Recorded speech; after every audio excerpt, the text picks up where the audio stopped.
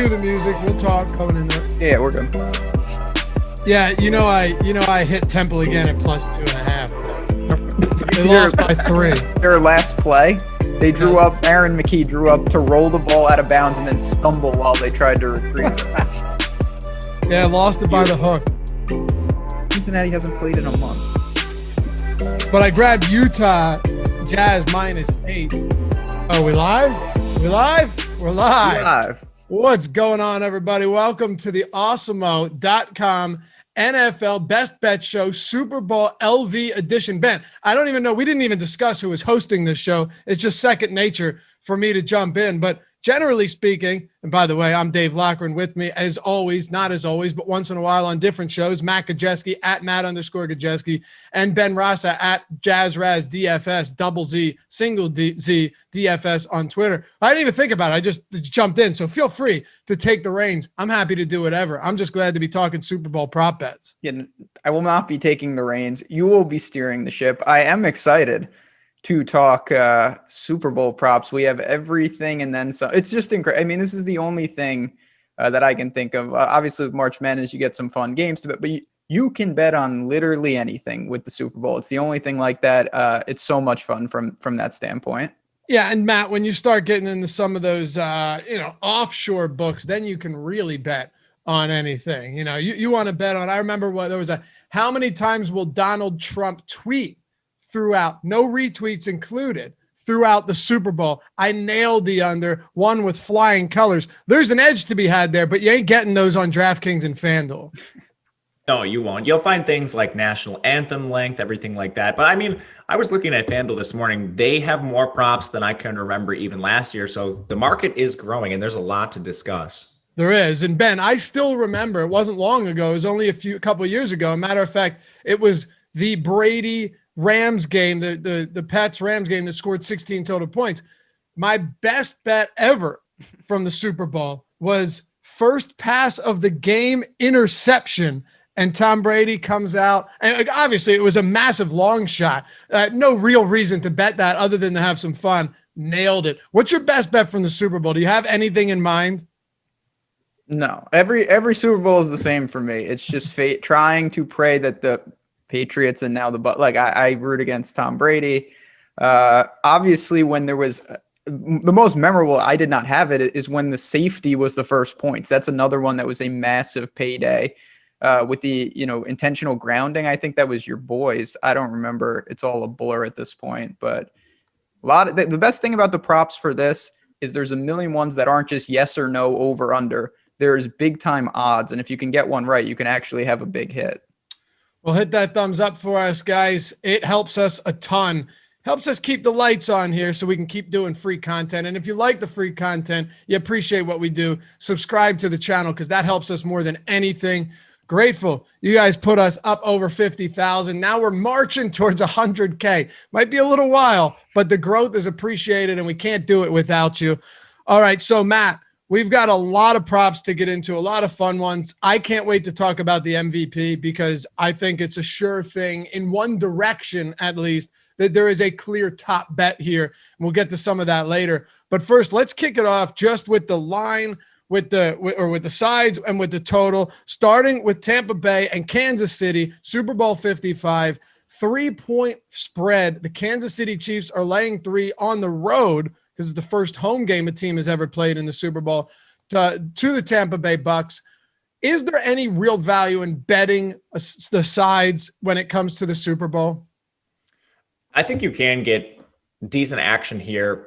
As far as the spread in this game, I think it's probably appropriate with as well as Tampa Bay's been playing. If I had to pick a side, it would be Kansas City, just their explosive offense and their defense has actually performed very well of late.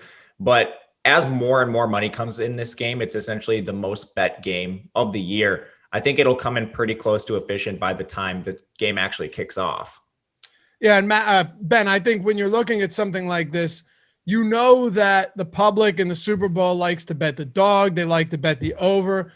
Does that give you reason to wait on a line like this? Whereas during the regular season, you might try and hit these earlier in the week because now you're just going to get so much action, so much volume coming in on the Super Bowl, particularly on the spread and on the total. Yeah, there's definitely something to that. This game is just unique, though, just because you're not going to find. We're going to speak when we talk about props, the importance of odd shopping and using those type of tools. With the spread in the Super Bowl, it's basically just a consensus line out there. Like no matter where you go, you're going to find what you're going to find, and the line doesn't really react because it's not going to shift, barring serious money coming in. That maybe it ticks to 3.5 later in the week, but all in all, the only value I think is if you just have a side and you've evaluated that they're getting value. I don't think the line itself is going to present that much in terms of where it moves and where it starts and where it ends. Do you have a legitimate lean on either side of this one? I mean, I think that in theory, to me, the Chiefs are just, I think possibly miles better than everybody else. Obviously, Tampa's front has shown they can cause problems. And if there is a weak link, the Chiefs' offensive line right now, obviously they're going to be missing some key personnel. And I do respect Tampa's front, not just in stopping the run and getting pressure on Mahomes. So that worries me. But Andy Reid, Mahomes, everything that you want the Chiefs have. So it would be kind of, I think, almost foolish to lean the other way. Not to say that Tampa can't win. On paper, I think the Chiefs are just the better team. What about the total, Matt? It opened higher than it's at now. It got bet down. And again, the public loves betting the over when it comes to the Super Bowl. We've seen that year in and year out. Right now, you're sitting at 56. So it actually came down as far as 55 in some spots, opened at 57.5. You're an under better. Every time I talk to you, you're on the under for every single game. Are you riding the unders 56 on this one as well? Listen, man, I'm a numbers guy, so when I'm building these betting models, and it's the case with a lot of props too, you see people in the public specifically favor the over in a lot of these spots. It happened in the national championship game, and now we're seeing a lot of player props as well as the total in this game coming elevated. And it's not like both of these teams have poor defenses. Both of them actually excel on defense.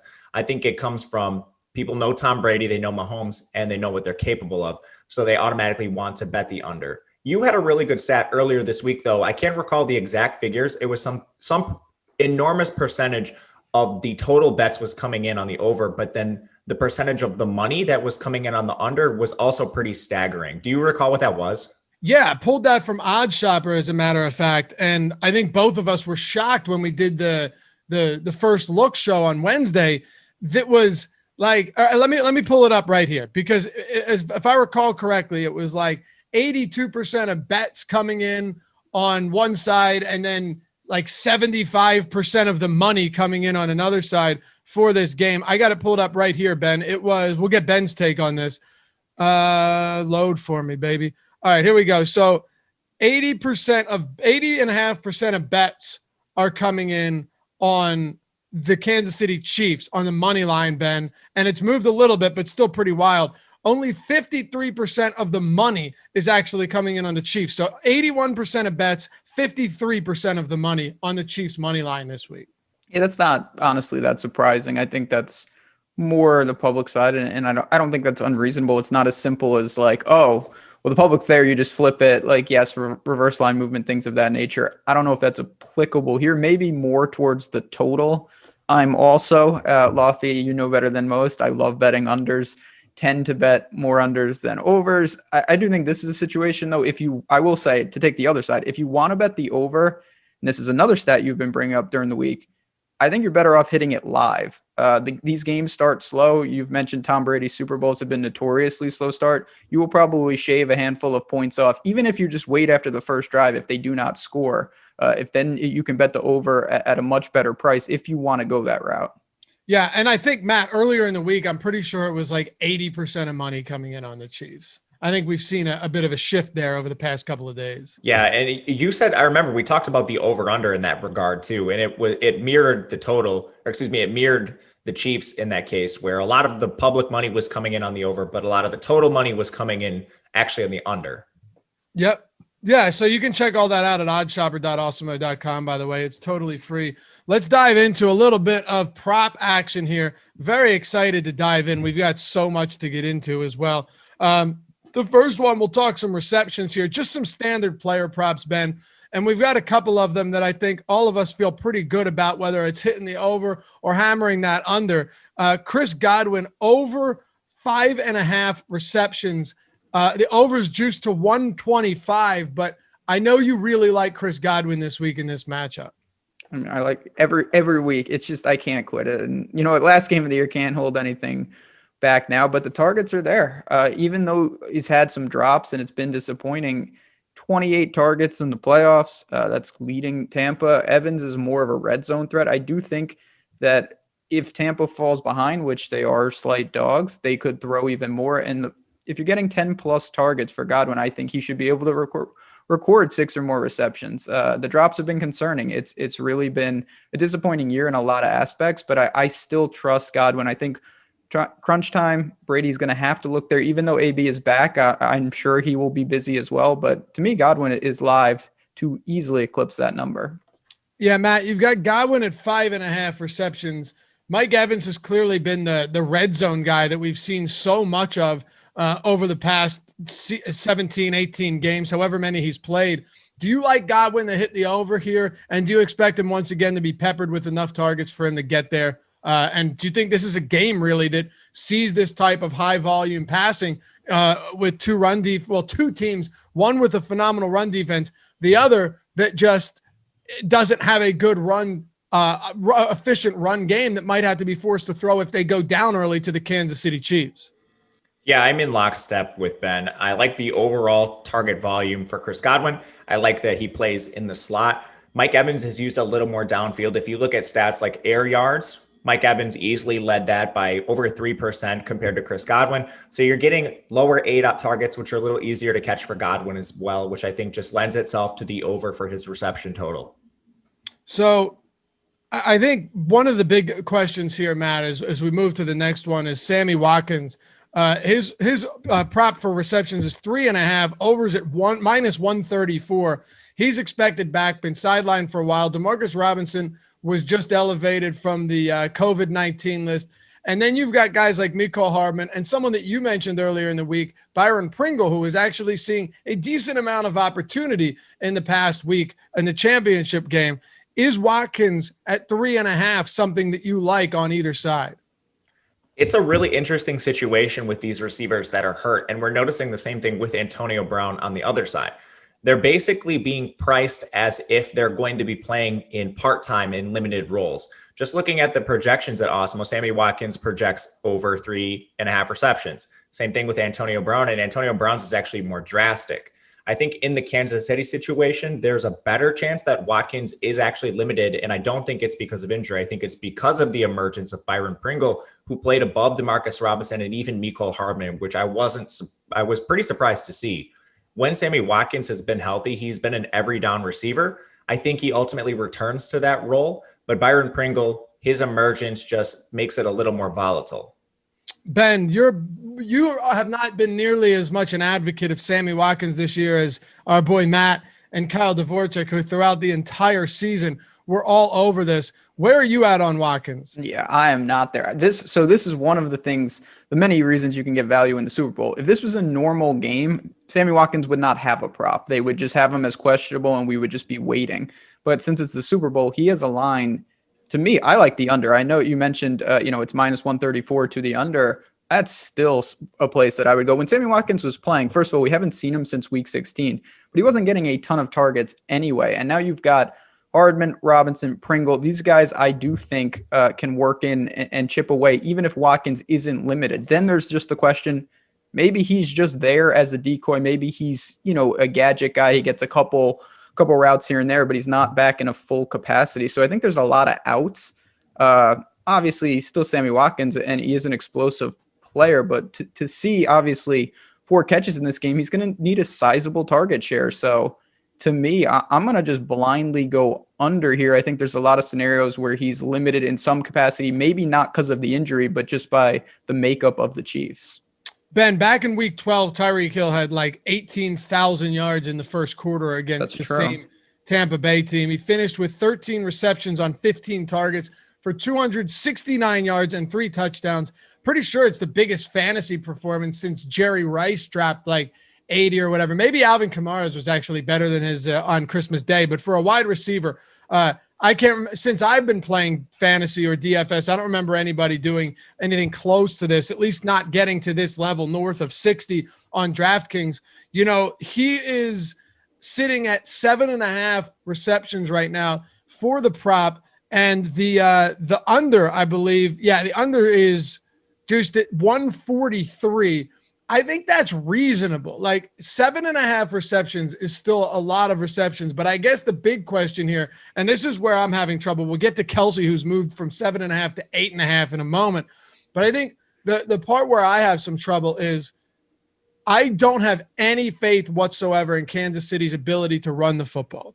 And if they can't run the football against the number 1 ranked run defense in the league that allowed like 80 rushing yards per game this season, why not lean on Patrick Mahomes? And if that's the case, he's probably throwing 40 plus times. His passing attempt prop is at 41.5 in some spots. So where does the ball go? And will there be enough volume for Kelsey and Hill to hit these lofty totals for receptions? Yeah, I mean, Kansas City doesn't want to run the ball either. This isn't like ideally they would, but they won't be able to. They don't want to. They like to throw. They're going to throw. It's tough. I think that line is pretty fair. I'm not going to say I have a strong take because I honestly don't. I think the one thing with Tyreek, obviously we know he's a burner. We know he's explosive.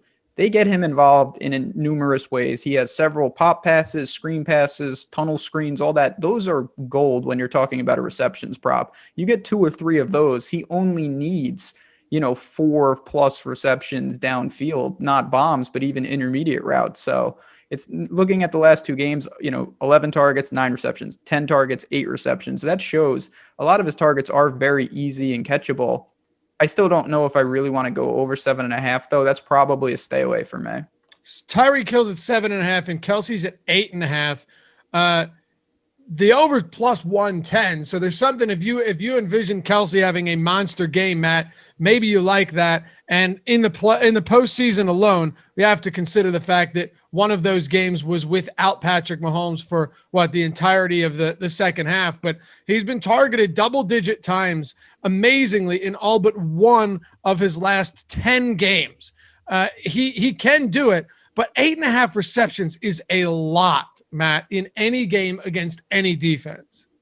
Yeah, that's a pretty easy under for me. He's only eclipsed 8 receptions in 3 games this year. Seeing it juiced towards the under, when you want to compare this to like Tyreek Hill, I'm looking at our prop tool we have on Awesemo.com. It's new this week as far as I know, but Tyreek Hill's carrying more juice towards the under than Travis Kelsey, and I actually like Travis Kelsey's under quite a bit more than Tyreek Hill's. So I think between those two, that's the pretty easy bet for me, is just taking Travis Kelsey under 8.5. We'll get to our top bets, our top props later on in the show. And I think all of us have some pretty solid ones here to feel pretty confident about. Nothing's a lock, but there are a couple that are really strong. First, let's talk about some rushing yards, though. Ben, Clyde Edwards-Helaire at 30.5, minus 115 to the over. He has a prop right now, 7.5 carries. And I think Darrell Williams is at like 8.5. So it's projecting to pretty much be a full-out timeshare here against this Tampa Bay defense. But maybe they get up early. Maybe they do commit a little bit to running the football. I don't know. But I'm staying away personally from any real rushing props on the Kansas City side. What are you doing? Yeah, it's a tough situation. I'll equate this to what I say on Sundays a lot with Tampa's receivers. You got to get this right twice. There's a real chance that Kansas City can't run the ball at all. Even if they do, then you have to hope it's Edwards-Helaire and not Darrell Williams. And I don't think that that's a guarantee by any stretch. Now, 30.5 is a pretty reasonable number. If you're going to tell me he has 9-10 carries, he only needs one chunk play to probably get there, even if he's falling forward on every other carry. Having said that, though, I don't think it's a guarantee he gets to 10 carries. He could easily be involved in the passing game. I'm not messing around. Vita Vea. The Tampa front is just unstoppable. You really don't want to be messing around. I think Andy Reid, who's much smarter than me, will devise a way to not have to run straight up the middle. Yeah, Matt, I'm really underwhelmed by everything here. Not just the fact that I don't think Edwards-Helaire or Williams get over those pretty underwhelming rushing prop totals, but also, like Ben said, what if one of them gets off to a decent start, even just a decent start, and Andy Reid rides the hot hand?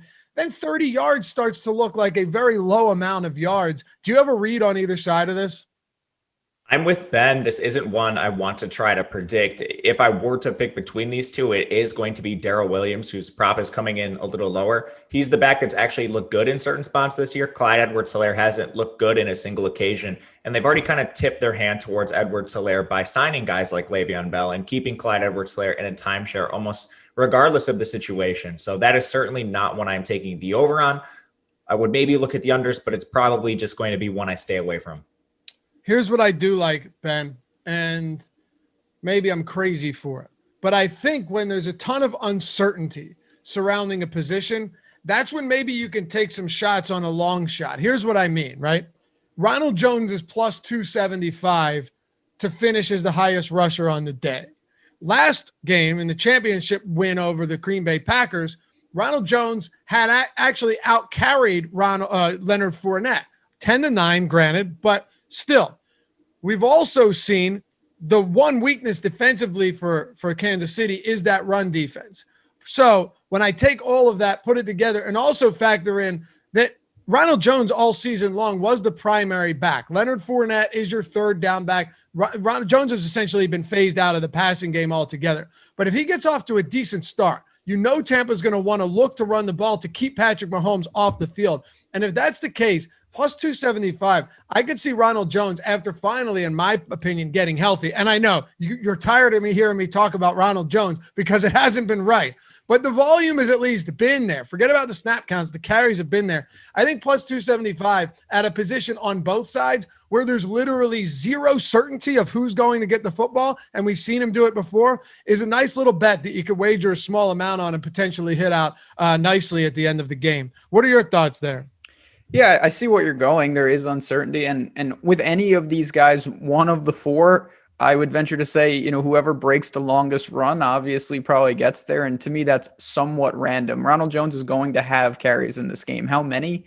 I don't know. Arians to me is too flippant. Like, all it takes is one fumble. Fournette fumbles or drops a pass early. Like, Ronald Jones could have 15 carries. I don't think that's out of the realm of possibilities. It's not likely, but it is possible. They ride the hot hand. So if you're going to do it, I would definitely go on the Tampa side. To me, one of the Tampa backs is much more likely to eclipse everybody rushing than one of the Chiefs guys. I would be pretty, not stunned, but I think they come in more towards their prop, where one of the Tampa guys could exceed their prop by a pretty wide margin. Sure. And for me, it's more so just the notion that Ronald Jones is at plus 275. Yeah. And Fournette's at plus 175. So I think there's a little bit of value there. Matt, are there any running back props in this game that you do like? Honestly, they're not coming in the run game. I like a couple of their overs in receptions. Otherwise, the actual rushing props don't interest me too much, which is kind of interesting to say about the runners in the game specifically, that I would rather target them in the pass game. What about Tom Brady? Half a rushing yard. I know we threw that. Ben threw this in there, and I think it's a really interesting one to discuss. The under is minus 200.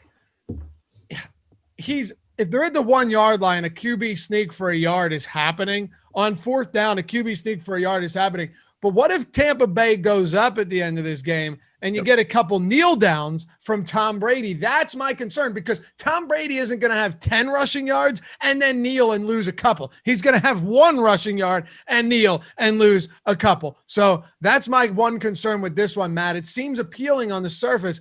And if you're betting the over here, they're like, oh, okay, maybe that's, but I don't know. I don't know if you get there.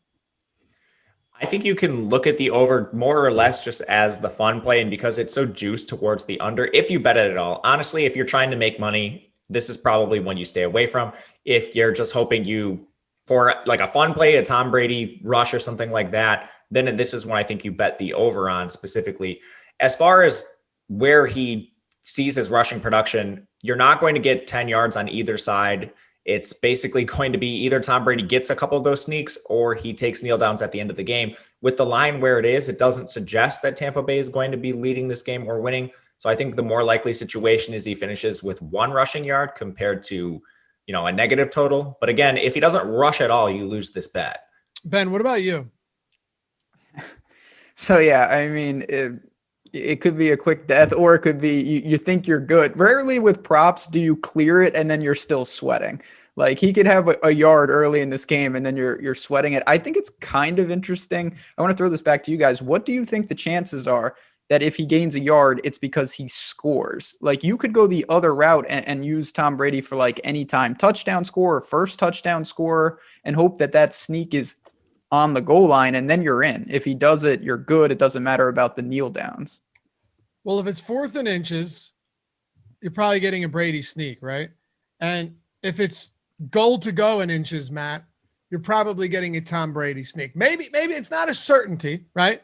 But it feels like that would be the spot that they would look to get him the ball and maybe into the end zone. You can answer this, Matt. I don't have a good answer for it whatsoever. All I would say is that if Brady does gain a yard, I wouldn't be shocked at all to see him score, but I don't know the percentages on that. Oh, it's low. It's low for sure. But I mean, you're correlating your bets and you're correlating two already unlikely bets. This is just one you're looking for a big payoff if it hits. Otherwise, like the Brady rushing prop is just one to take for fun if you want to take it at all. I would say this though, right? Like the only Brady rushing yards would come on 4th and short or on a goal to go situation, right? Like, can you think of any other iteration of this game where Brady takes off? Scramble. If just like he has scrambled before, it doesn't happen often. Twice? That's what I'm saying. Like the coverage just breaks down in the pocket and he just goes forward. I think it's more likely he throws those away, but it has happened. What are the chances he hits the 100-yard rushing bonus? Unlikely. One of the favorite props to talk about, Ben, when it comes to the Super Bowl, and you can get this in any game, but for this one, I think it's an interesting one just due to how many great players are in this game alone. It's first touchdown scorer, and you've got Travis Kelsey and Tyreek Hill both at plus 500. Then you've got Fournette and Evans at plus 900. And then you just start getting the Godwins, the Clyde Edwards-Helaire's, the Darrell Williams, the Antonio Browns, so on and so forth. Is there any legitimacy to saying, you know what, let me take some stabs at one of these guys with super long odds, a Ronald Jones at plus 1,400, a Cameron Brate at plus 1,600, or is this just a sucker's bet on all fronts? I mean, I think, again, this speaks to you got to shop because you're going to find some different lines out there potentially. To me, you want to have a plan. It's almost like a showdown mentality. Okay, what's the line? Like, you don't want to take someone who's not going to even be on the field, but saying like, okay, I think Tampa scores first. Well, if you think that's a big help because all the Chiefs are favorites. So someone like Antonio Brown, 14-1. I don't think that's crazy. Obviously Mike Evans is probably the most likely pass catcher of a touchdown, but they get AB involved. Maybe he gets a deep shot. Maybe he gets integrated around the goal line. You got Tommy Terrific, the sneak man at 20-1. If you want to go back to what we were just talking about, I don't think that's the move, but it's more, okay, do you think that Tampa can score first? I don't think I'm going to go to Kelsey or Tyreek Hill. The odds just don't add up. What about you, Matt? It's definitely not Travis Kelsey or Tyreek Hill. There's just no value there. There's a 50% chance the Tampa Bay Buccaneers receive this kick, and all of their main weapons are better values, again, just for first touchdown score. So that's where I would go if it's anyone. Looking at Godwin, Evans, if you want to get crazy, one of the rushers, but that's probably where it will be. Yeah. So the implied odds on Travis Kelsey getting the first touchdown are 16.7%. Yeah, that's not a little high. Close. It's a little bit high. I mean, if you take someone like Cameron Brate, it's 6%. That might be a 6% chance that Cameron Brate can score the first. What about Sammy Watkins? So what are the implied? Okay, hold on. Not even going to be on the field. Don't worry about it. Of course you would ask this question. Let me see. So Sammy Watkins is, what are the odds? Plus 1,800. So that is like 4 something. 5.2. Yeah. Kyle's here in spirit, man. No. 5.2% chance. There you have it. I think to just ride Ronald Jones is what I'm thinking. Like I've been burned by Ronald Jones so many times that this is where it all culminates, Matt. And this is the Ronald Jones game of the century. And I'm going to be there for it. And who's the player in this game that you've lost the most money on? For Lafayette, I feel like it's Ronald Jones. For me, No it's doubt about easily it. Sammy Watkins. Yeah, I can tell you who Ben's is. It's Chris Godwin. It's not, yeah. It's Chris Godwin, and that's dating back to Penn State. It's a long, long legacy. It's not even close. Mike Evans, probably a second, but that's more by not rostering him.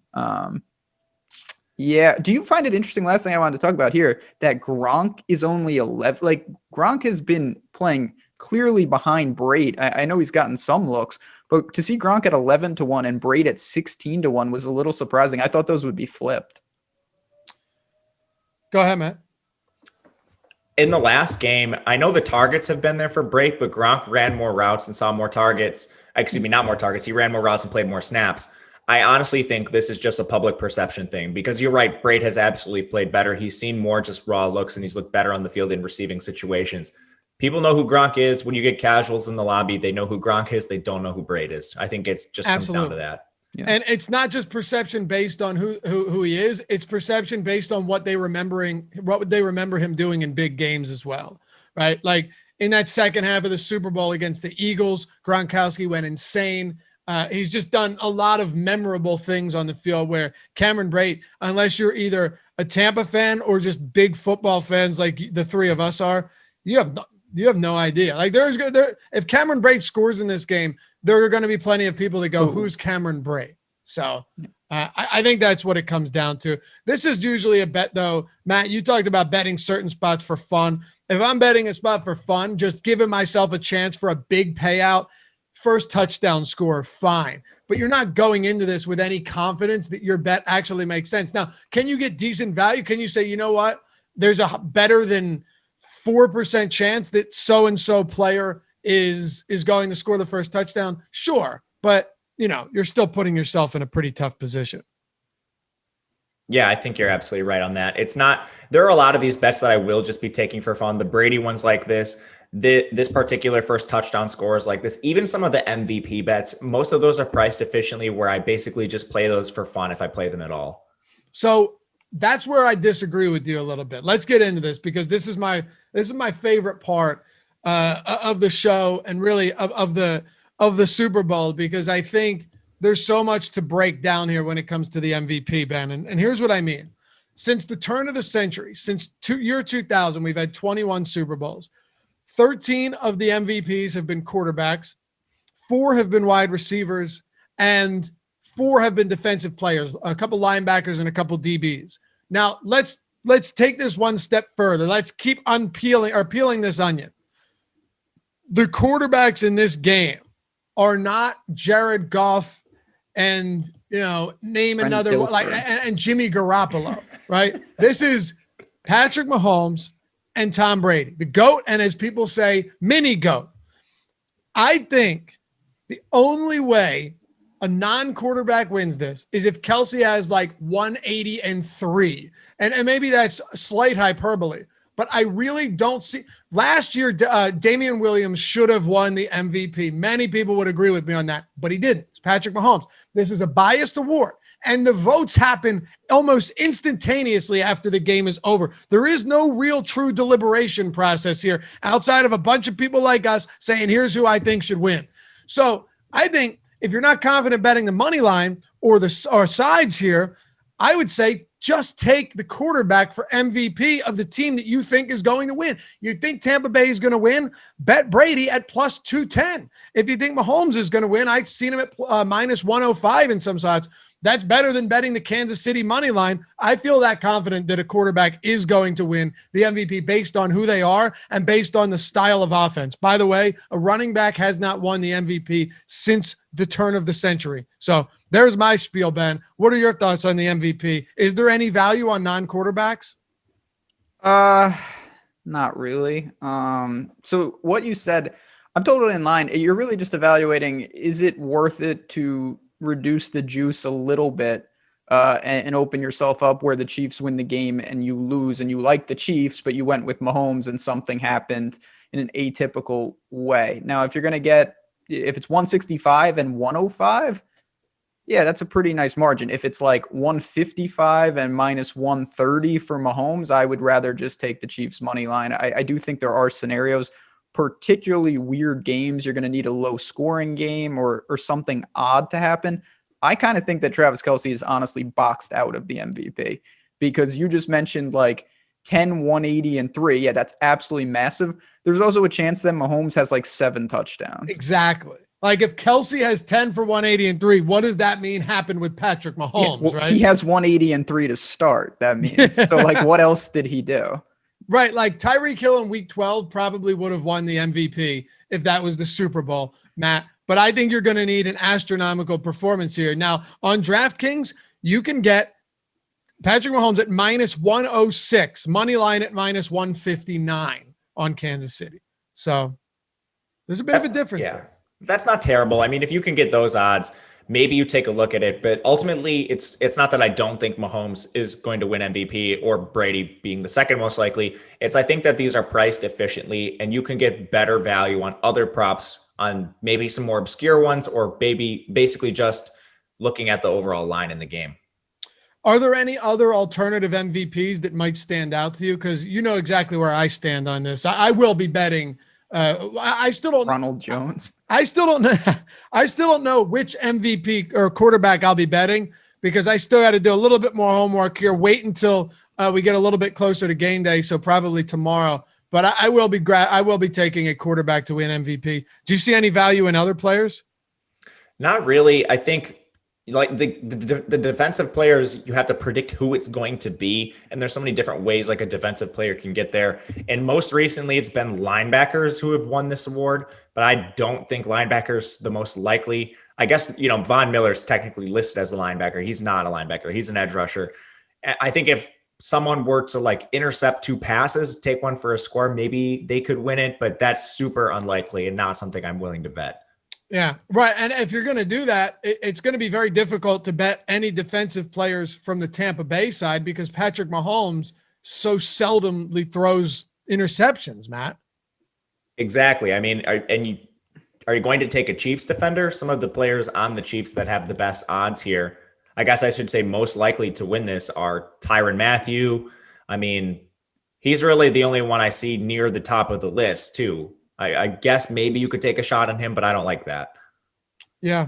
Implied odds on Brady are around 33%, Ben, and I'm okay with that. If Tampa Bay wins, I feel almost certain, and I'm sure I'll come back to eat my words, but I think my reasoning and logic is sound here. I feel almost certain that Brady wins it. And one other reason for that, we'll see if you have any value for MVP, is Brady spreads the ball around a lot. That's why Godwin has crushed us this year. That's why guys like Evans have burned us and Gronk and Brown, because you can go to Evans, you can go to Fournette, we'll get to him. You can go to Godwin, you could go to Brown, you could go to Gronkowski, you could go to Cameron Brate.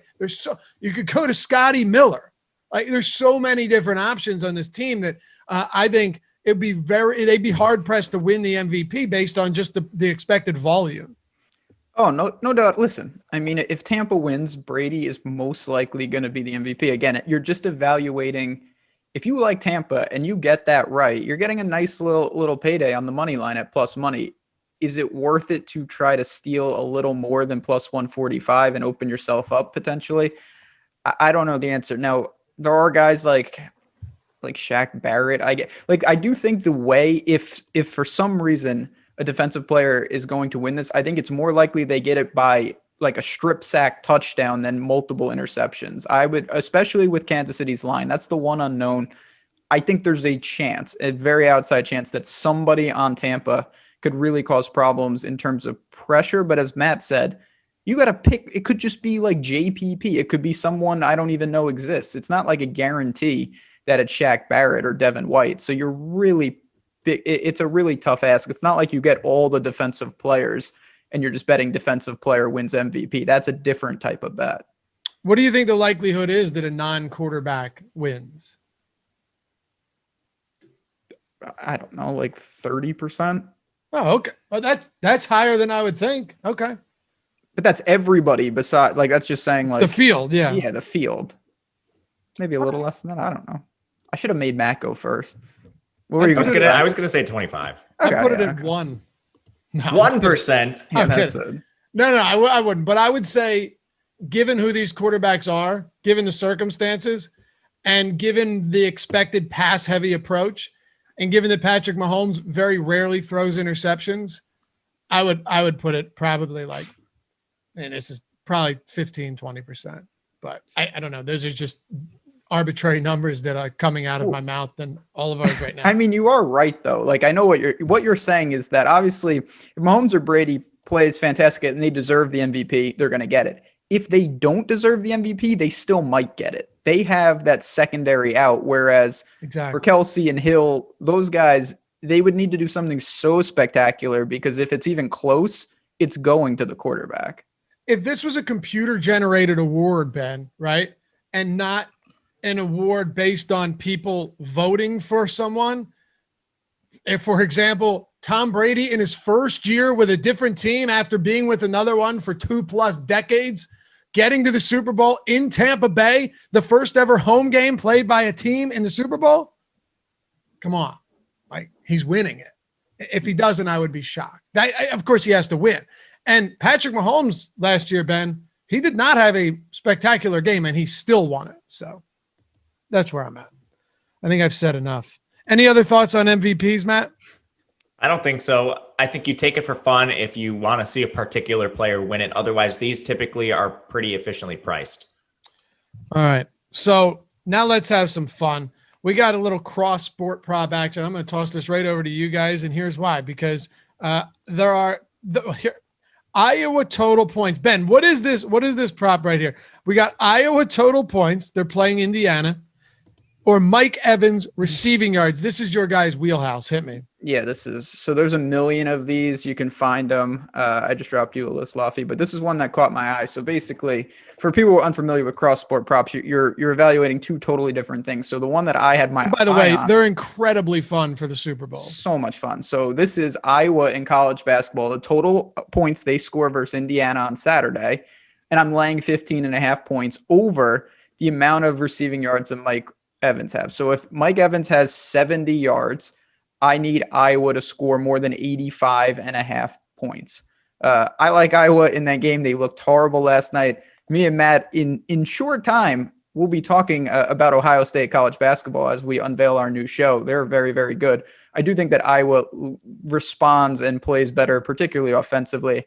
I also kind of like Mike Evans under in terms of his receiving yards. I know the ADOT is there, but he's, again, more of a red zone threat. The targets haven't been even close to what Godwin is getting. So I think there's a lot of ways where he has a middling game. If that's the case and Iowa only needs 65, 70 points, I think they clear that with ease. There's a million props, though. If you like soccer, golf, NBA, anything that you want, you can find on the cross-sport prop market. It's so fun, Matt. Does anything stand out to you here? Because for me, every year I go straight to NBA basketball, player props, cross sport with the Super Bowl, and it's one of my favorite ways to get action on Super Bowl. Yeah, I really like this idea too. It's not something I've explored in the past, but I have a college basketball betting model. These lines aren't out yet because this Iowa game's on Sunday, so you're not going to find a line on it. But I can project it right here. It's giving me Iowa -1.5. They're the road team, so they're not laying quite as many points against Indiana. And it's projecting a total of 151, so that gives Iowa about a 76 to 77 implied team total. Right now, Awesemo has Mike Evans projected for 66 receiving yards. So just comparing those two totals, it would give pretty good value on Mike Evans here. And basically anything he does above that, Iowa just doesn't really have like a ceiling to score 100 points in most college basketball games. They'll probably end up right around that total, whereas Mike Evans does have a lot more variance in his projection. So if he were to come in with 100 yards, there's almost no chance that Iowa scores 115.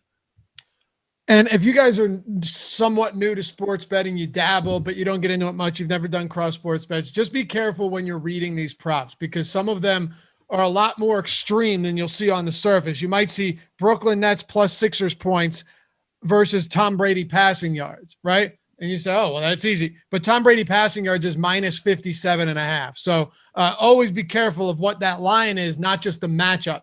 Now, one that I like, Ben, is Joel Embiid, who seems to be okay after that knee. Joel Embiid, I wouldn't be surprised if he doesn't play, but if he does, it's against the Brooklyn Nets. This defense of the Brooklyn Nets right now is it's a travesty, okay? It is so bad right now, and there's no way decrepit old DeAndre Jordan is going to be able to slow Joel Embiid down in the post. He's knocking shots down from everywhere. He just had 31 points in the first half. Joel Embiid points -1.5 versus Tampa Bay points. I think this is a high-scoring Super Bowl, but not egregious. I don't see this being a 41-40. I see this being a 28-24 type of game. And if that's the case, Joel Embiid's been pumping out 30-plus points every single game. I love it here. I think he gets this, taking Joel Embiid -1.5 against the Tampa Bay points. Yeah, the Nets, they did hold the Clippers to like 130, which for them is an improvement. But, the good thing about a prop like this is what Matt just talked about with mine. If Tampa has a big game, Joel Embiid could score 45. Like, You're not dead. Whereas like there are limits to how much a team can score. Like, it's just not possible to eclipse certain numbers. Whereas with this, both Embiid and Tampa, they have a reasonable range of outcomes where you could get an explosion game and it still gives you a glimmer of hope. Obviously, you're not hoping for that Embiid would need like 40 points, but say he did, he can do that. It's not impossible. Whereas some of these others, it's either you're going to hit it or you're completely dead. What do you guys think? Matt, are you an NBA guy? No, I do strictly college basketball. I like NBA. I just don't have time for it, man. Okay, I hear you. Let me ask Ben about this one because it's kind of fun. The Philadelphia and Brooklyn points we talked about, that's a Saturday game, by the way, versus Brady passing yards -57.5. The last few games we've seen in Brooklyn, I think a couple went to – no, not all of them. These did not go to OT. 244 total points, 295 total points in regulation, 272, 260. That's their last 4 games. Only one of them went to overtime, and that was the 260. So Tom Brady, let's assume this total is going to be at I think it's going to be around 241 probably. That sound about right to you for the Philly? Yeah, that's fair. Okay. That would mean that points. Brady, you'd need to have around what? You're good at math. Like 300 yards. Yeah, around 300 yards. What do you think? Yeah, I tend to go with the NBA. Brooklyn, I don't see many ways where they can hold teams. Like, you got to worry about a blowout, but obviously the Sixers are good. So I think that mitigates that part of it. They can't play defense. They don't want to play defense.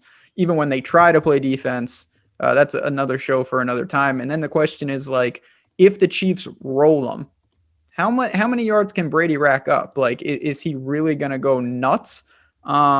Obviously, if you do bet this, you're rooting for Tampa to win the game and slow the tempo. You don't want Brady to throw the ball 50 times. Matt, I know you're not an NBA guy, but on the Brady side of this one, I think here's a question that needs answering because this can kind of shape the foundation of how we look at this game and how we approach some of our betting. So before we take these tickets to the window, or go to the window to get these tickets, we can talk about cashing them later. Are you looking at this as a potential game where the Tampa Bay Bucks could, in fact, slow it down and actually do some damage on the ground with the run game to keep Mahomes off the field? Like, is this something – it's obviously possible, but do you think it's a realistic scenario that we could definitely see play out? It's probably a little more likely than people are giving it credit for. I won't say this is the most likely outcome. Ben mentioned at the beginning of the show that Patrick Mahomes is down 2 starting offensive linemen and 2 of his better offensive linemen at that. That's a huge mismatch for Tampa Bay up front. So if they can create pressure and then maybe cause a turnover or have a 3-and-out early in this game and get a lead, that is something I think we could see. You mentioned the discrepancy on the other side. The best matchup for Tampa Bay comes on their run game facing a poor Kansas City run defense. I think that is possible, probably a little more likely than the public thinks, but I still won't say it's the most likely outcome. And guys, let us know in the comments what your favorite props are, your favorite bets for Super Bowl 55. We read all of the comments and I try to respond to them So yeah, let us know what your favorite props are. Hit that thumbs up and subscribe to the channel while you're at it as well. It's time for some novelty props here. Matt, the fun one that every single season we try to, like, we become internet sleuths, right? And Ben and I feel like every other day there's something that we're trying to sleuth on the internet. It's tough to tell what it is, but there's always something going on. Everyone tries to figure out what the color of the Gatorade is going to be, what it's been in the past, and generally very tough to get it right. But you'll actually see these odds move and shift a ton in the weeks leading up to the Super Bowl. Right now, orange and red neck and neck, plus 160 and plus 165 respectively. I just take my favorite color, basically, or the most popular Gatorade flavors that, you know, like you see a lot of orange and red at the grocery store. This is not one I'm definitely going to bet, but I think a popular one you want to take a long shot on that people like is definitely blue. What is your favorite color? Dude, I'm red-green colorblind, so I honestly, the red and the greens are hard for me because if I bet either one of them, I don't know if I won or not. What a loser. Dude, wow. Imagine that. You bet red, you see it get poured out, you don't know if it's red or green. Wait, the ultimate sweat. You're like, did I win? You have no idea. Wait, but so red looks like green to you? Yeah, man. And green looks like red. They look like the same thing. Oh, okay. So I was going to say, wouldn't you just know it's the opposite? But no, they literally look like the same thing. I cannot distinguish. See, by the way, you're not a loser. I'm just kidding. Go ahead. Stuff like this freaks me out. Like, this is how you get into like lofty land where it's like, but how do you know what green looks like if you don't know what it looks like? I can't handle conversation. This gives me anxiety. Into lofty land. Yeah, well, you're always sending me YouTube videos of these like wormholes. Well, why free will is not real? It's true. There's no such thing. Does not exist. Free will is a sham. It's a lie. And everything is predetermined. You don't live a life that you think you're actually living. But that's for another time. Anyway, Ben, I know you've dug into this Gatorade. If it were me, I say the best Gatorade flavor is lemon lime, and it's not even close, but it's never lemon lime. No, it's not. And it's the best flavor for sure. That's a mildly extreme take by you. I'm gonna go oxymoron. Yeah, I'm gonna go with orange. I see what you did. Yeah, I'm gonna go with orange. The Chiefs won it last year and it was orange. I think teams are actually pretty superstitious. So if the Chiefs win, I expect it to be orange again. Everybody thought it was going to be purple last year for Kobe. Purple's 13-1. That seems extremely unlikely. So yeah, I mean, novelty props, they got everything under the sun. I don't mess around with the anthem. I certainly don't mess around with the coin toss. Maybe I'll bet the Gatorade though. I forgot that everyone thought it was going to be. That's right. Yeah. What color was it? It wasn't purple. No, it was orange. It was orange. Okay. Yeah. So I think the Chiefs will probably stick with orange, don't you? I think that's actually a pretty decent call, assuming they win. And if the Bucks win, I don't know. They are orange. So maybe that's the strong bet. Plus 160. Did you guys watch the Wisconsin bowl game where they were advertising that they were going to dump mayonnaise on the coach because it was some mayonnaise bowl? No, I'm assuming and then they lied and didn't do it. Really? Yeah, everyone was anticipating the mayo dump. That's awesome. Did you watch like in anticipation for it? Yes, and I hate watching Wisconsin. Would you watch on your computer? Of course. Yeah. You hate Wisconsin. What are you wearing there? Got a nice Wisco sweatshirt on though. I went there, so that's why I have this. But their sports are unbearable. I'm sure they said that because they knew there was no chance that they were going to win a bowl game because they can't score any points. But somehow, some way, I bet that game. By the way, and they were. So what are the chances that this is mayonnaise that comes out? Mayonnaise. That's unlisted. So here's one. Tom Brady must be shown screaming at his teammates. What quarter will Tom Brady throw a sideline tantrum? So basically, it's just a yes or no. Yes minus 150. No plus 110.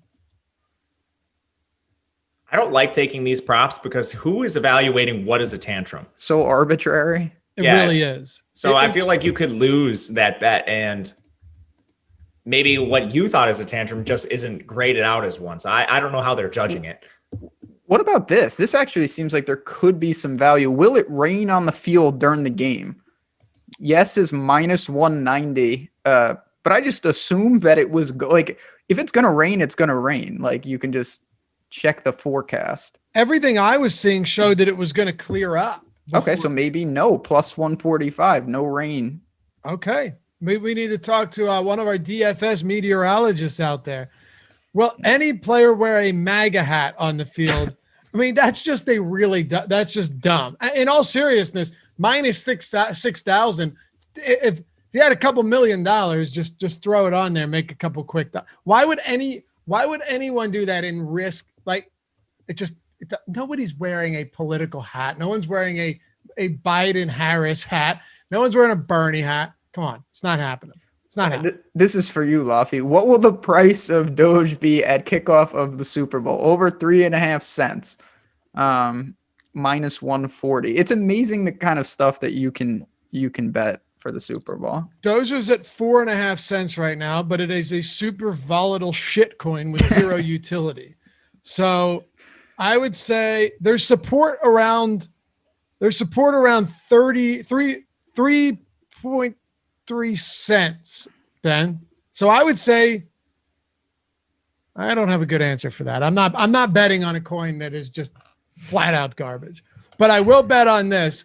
Time for our top bets, our top props for Super Bowl 55. And be sure to go to oddshopper.awesemo.com for everything is as far as betting goes, to shop odds, to check out all the matchups, where the money's coming in. You name it, we got you covered. It's all free. You can track your bets. You can get alerts for when a bet comes through and the odds change in your favor.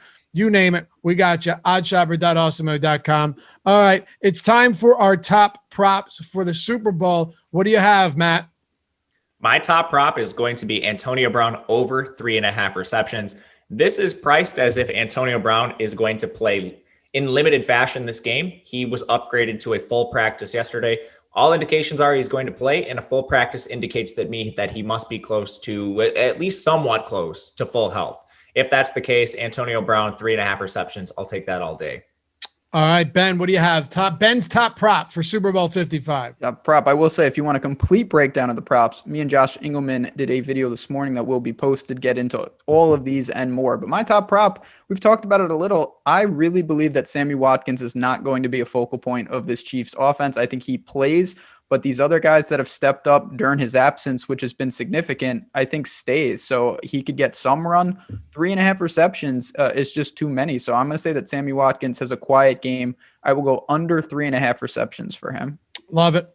And I will stay on that, on the other side of the ball, on the Antonio Brown side of the ball, and go with Leonard Fournette over 3.5 receptions. I think this one just comes down to who is your pass catching back on this team? It is clearly Leonard Fournette. Ronald Jones has not been featured whatsoever as a third down back, while Fournette has seen 17 targets just in the playoffs alone. Now, mind you, these are all 3 games in which they won quite handily. They scored 30-plus points. They won by 8, they won by 10, and they won by 5. They never really trailed for any considerable amount of time, if at all.